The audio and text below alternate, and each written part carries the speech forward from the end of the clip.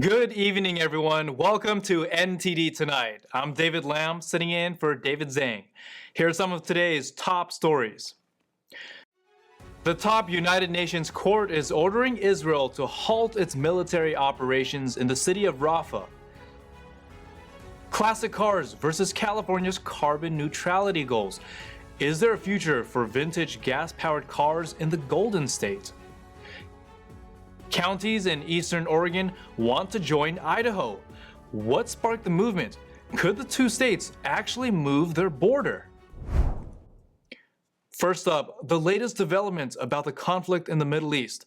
The top United Nations court is ordering Israel to halt its military operations against Hamas terrorists in the city of Rafah. The court considers that, in conformity with the obligations under the Genocide Convention, Israel must immediately halt its military offensive and any other action in the Rafah governorate which may inflict on the Palestinian group in Gaza conditions of life that could bring about its physical destruction in whole or in part. In its ruling, the International Court of Justice said the humanitarian situation in Rafah is disastrous, but stopped short of ordering a full ceasefire throughout Gaza. South Africa brought the case before the UN court and requested a ceasefire. Israel is unlikely to comply with the order. Ahead of the ruling, the Israel government said, quote, "No power on earth will stop Israel from protecting its citizens and going after Hamas in Gaza." And the Israeli military said it recovered from Gaza the bodies of 3 hostages killed on October 7th. 3 Christian missionaries from missions in Haiti were shot and killed in an ambush by a gang in Haiti. An Oklahoma-based faith group said among the killed were a couple, the daughter of Missouri State Representative Ben Baker, Natalie Lloyd, and her husband, Davy Lloyd. The identity of the third person killed has not been released. Missions in Haiti said the couple was leaving a church when they were ambushed by 3 trucks full of gang members. They took Davy Lloyd to a house, tied him up, and beat him before taking the group's trucks and belongings and taking their lives. Months of gang violence in Haiti have forced the government into retreat, and U.S. Secretary of State Antony Blinken has warned the country is close to becoming a failed state. A spokesperson for the White House National Security Council said the Biden administration was aware of reports of the deaths of U.S. citizens and offered condolences. More updates on the weather. Severe storms battered towns in the plains overnight, just days after deadly tornadoes hit the region. In Iowa, storms downed trees and power lines between Des Moines and Davenport early this morning. The storms brought the threat of large hail and damaging winds with the possibility of more tornadoes. According to PowerOutage.us, more than 50,000 customers were in the dark in Iowa this morning. About 20,000 still are. In Oklahoma, a tornado was on the ground for about an hour last evening. Parts of Oklahoma and Nebraska also reported extremely large hail, some the size of baseballs. The latest storms came as a tornado earlier this week took the lives of 4 residents in an Iowa town. The Weather Service says the storms are still moving east through eastern Iowa and Illinois. Nearly 1,600 military personnel placed small flags near the headstones of thousands of fallen service members buried at Arlington National Cemetery outside of Washington, D.C. Service members share their reasons for participating in the annual tradition. I had a fallen brother in arms, so this day means a lot to recognize him, give him his respect. Unfortunately, it's not laid in ANC, but being able to lay flags on these headstones is giving that contribution to let him know that this day is his day. You could be in that position, right? Because you signed up, to join the military, and you might not always realize what that means until you come out here and understand, and reflect on what, these previous, veterans and other service members have given, to the country. Today we are consolidated as a unit, right? And we are out here to place flags on the headstones of soldiers who are no longer with us and who also reside here in Arlington National Cemetery. We take pride to honor the sacrifice and courage of the fallen, and this is a very humbling experience. Not everybody gets to do this. Over 4 hours, small U.S. flags were placed in front of more than 260,000 headstones. They'll remain there through Memorial Day. Classic car owners in California are growing increasingly concerned as they fear that carbon neutrality policies might phase out vehicles. NTD's BJ King speaks to them to hear their worries. Here in the Golden State, classic cars are a staple of the vehicle population that cruise up and down our streets and highways. But could an iconic part of California's culture disappear as a result of its own state policies? We talked to vintage car owners about their concerns over carbon reduction policies and how they might impact this world-famous car community. In 2022, the California Air Resources Board created a scoping plan to help achieve Governor Newsom's carbon neutrality goals. The plan seeks to reduce demand for liquid petroleum by 94% and total fossil fuel by 86% in 2045 relative to 2022. Car owners shared how they feel about this policy. Pretty soon we cannot run our cars because they keep on restricting the gassing. And all these old cars needs fuel. If we can get gas, we can run. But if we can't get any gas, we can't do it. Car owners were also skeptical about how realistic it would be to effectively switch a majority of the Californian population to a zero-emissions car infrastructure, singling out electric cars specifically. They have to supply the need for the people. The people can't afford to go out and buy these electric cars. They can't afford to replace the battery after 3 years when they take a dump. So what are they going to do with all the batteries that are stacked up? That's environment. That's terrible. I think that the gas cars are here to stay. The electric cars, I think, will be a thing of the past because of the fact that they can't dispose of the batteries right now. Nobody has developed a process of disposing the batteries. CARB told NTD in a statement that their scoping plan expects that there will be fossil fuel available beyond 2045. They said that they're working with other federal agencies such as the California Energy Commission and Environmental Protection Agency to ensure that the proper infrastructure and battery recycling systems support zero-emission vehicles. CARB added that zero emissions requirements have only been applicable to new vehicles. The preservation of past vehicle examples is in no way diminished by ongoing efforts for cleaner and less polluting cars. But car owners still emphasize the role that classic cars play in our culture. Oh, they're not only California history, but they're U.S. history. I grew up on the East Coast, and classics are as big back there as they are out here. But so much of it started right here in Southern California. From drag racing to classic cars to custom cars to most of the designers all came from right here locally. I think that the classic cars that keeps everybody from my era to the present era of what was happening in back in the 50s and the 60s. So it just keeps all of that alive. I think that that the classic cars brings all of us back to where it used to be. You know, we don't have that much anymore.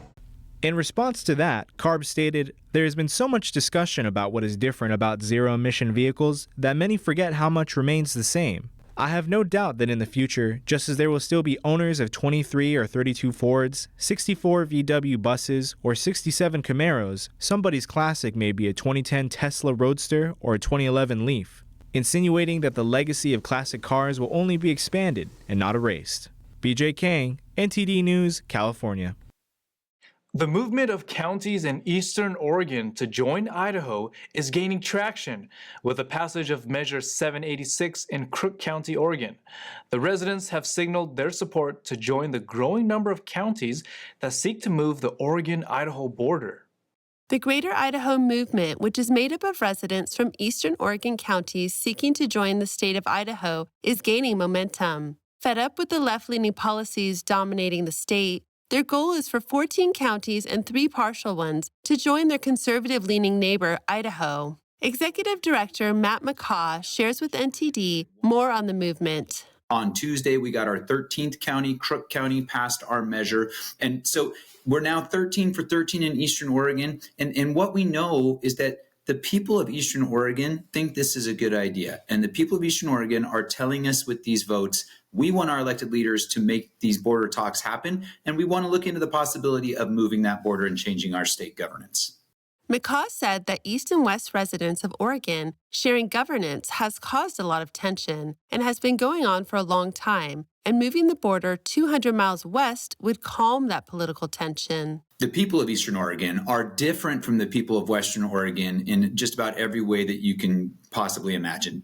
As far as what we want for our communities, what kinds of government we want, the way we vote, almost every issue that people disagree on, the people of Western Oregon see that issue one way, and the people of Eastern Oregon see that issue the other way. A survey done by Survey USA found that 46% of Northwestern Oregon residents think that Eastern counties should be allowed to join Idaho. And a Trafalgar poll found that nearly 53% of Idaho residents are in favor of the move. Let's move that border, move that invisible line, which is what a border is, to where the actual geographic and cultural divide in our state is, which is essentially the Cascade Mountain Range. And you'd let the people of Eastern Oregon get government that they consistently vote for and want, and you'd let the people on the west side of the state get the same thing. It's a win-win solution that would solve the problem long-term in our state.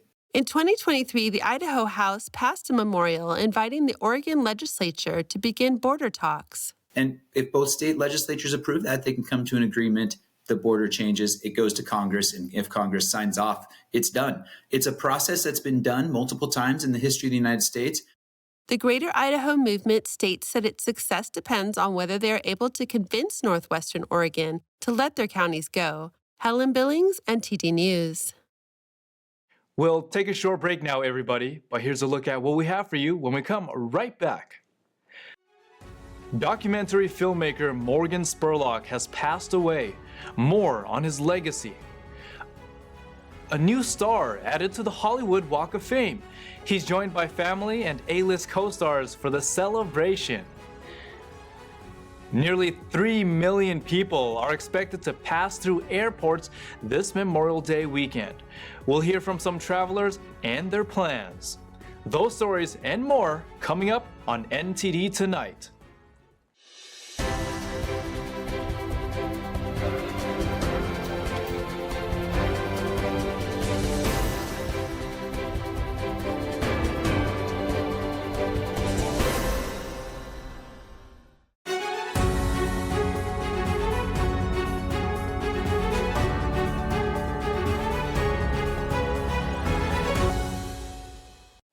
Welcome back to NTD Tonight. I'm your host, David Lamb. Documentary filmmaker Morgan Spurlock has died at age 53. He is best known for his groundbreaking 2004 documentary, Super Size Me. NTD's Jason Blair has more. Morgan Spurlock, who famously documented his experience eating only at McDonald's for a month, has died at 53. I mean, I think people know fast food is bad for you, but I don't think people realize how bad fast food is for you. The film was nominated for Best Documentary at the 2005 Academy Awards. So what I'm showing in the film is over a long period of eating a high-fat, high-sugar, over-consuming, under-exercising diet, this is what can happen to you. According to a statement from his family, Spurlock died Thursday in New York from complications of cancer. In the statement, his brother Craig Spurlock said, quote, "It was a sad day as we said goodbye to my brother Morgan.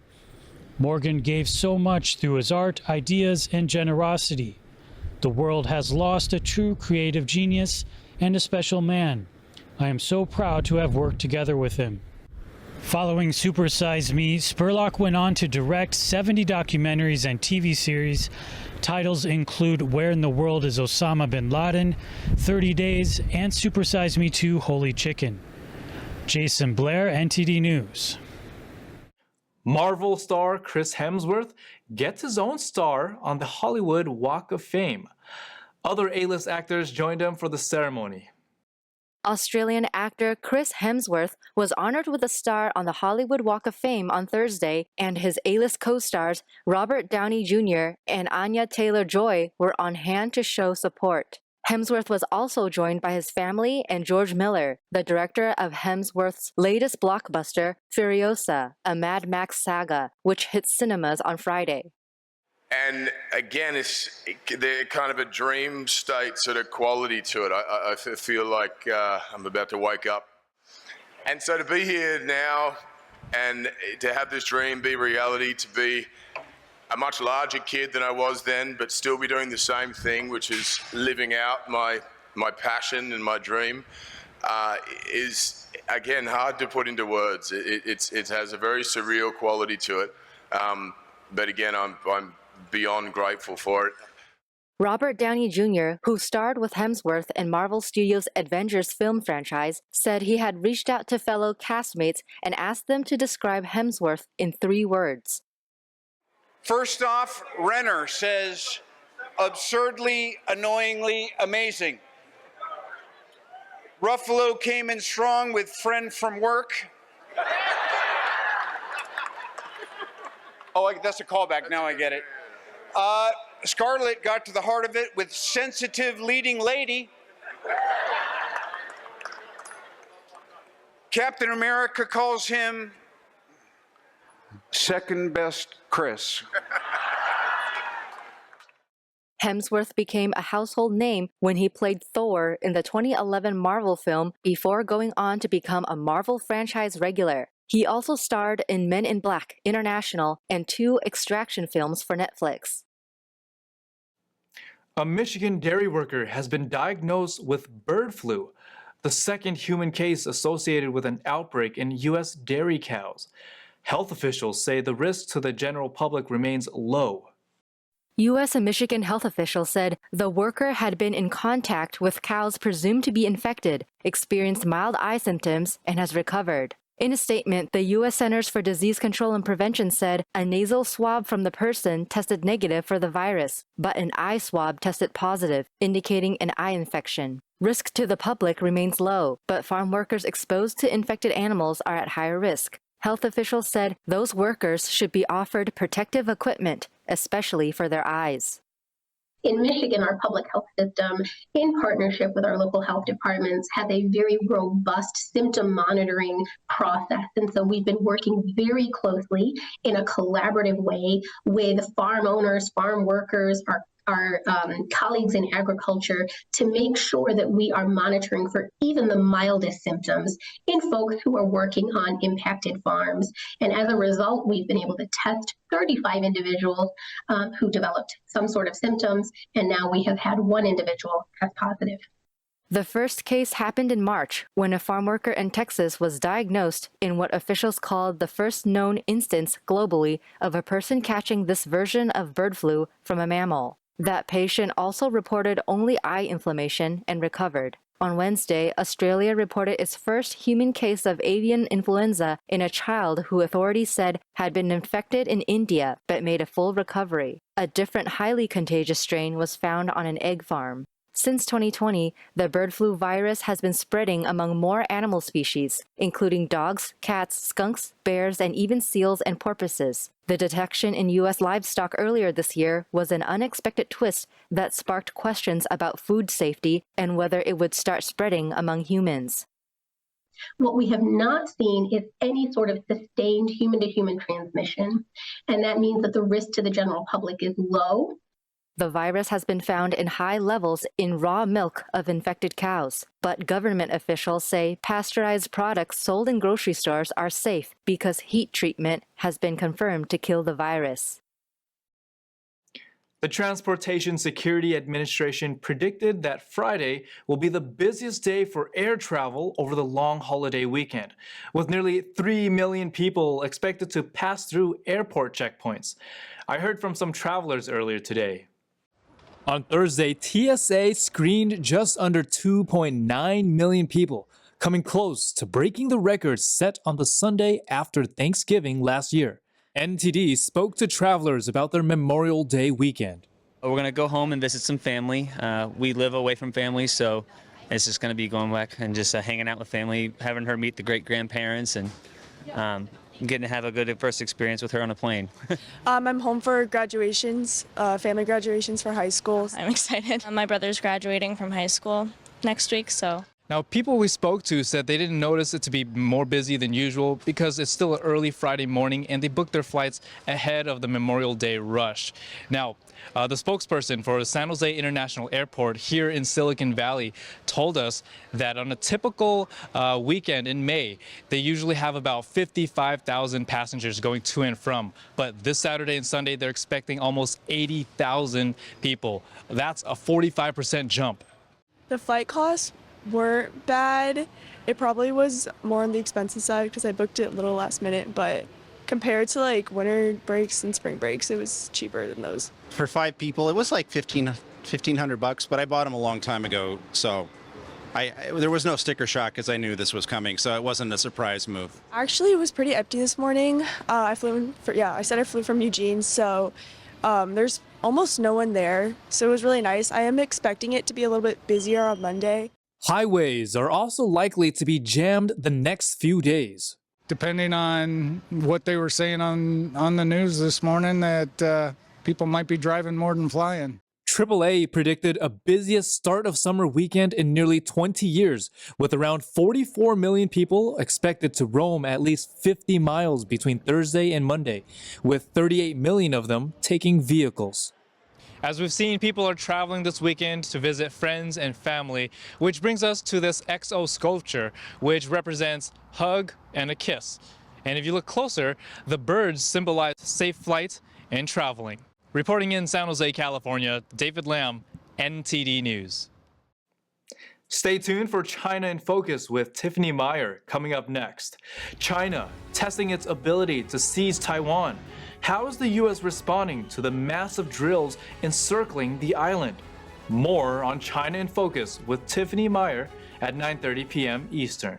And that's all we've got for you tonight. We'd like you to join us again on NTD Tonight every weekday at 9 p.m. I'm David Lamb, sitting in for David Zhang. Have a meaningful Memorial Day weekend.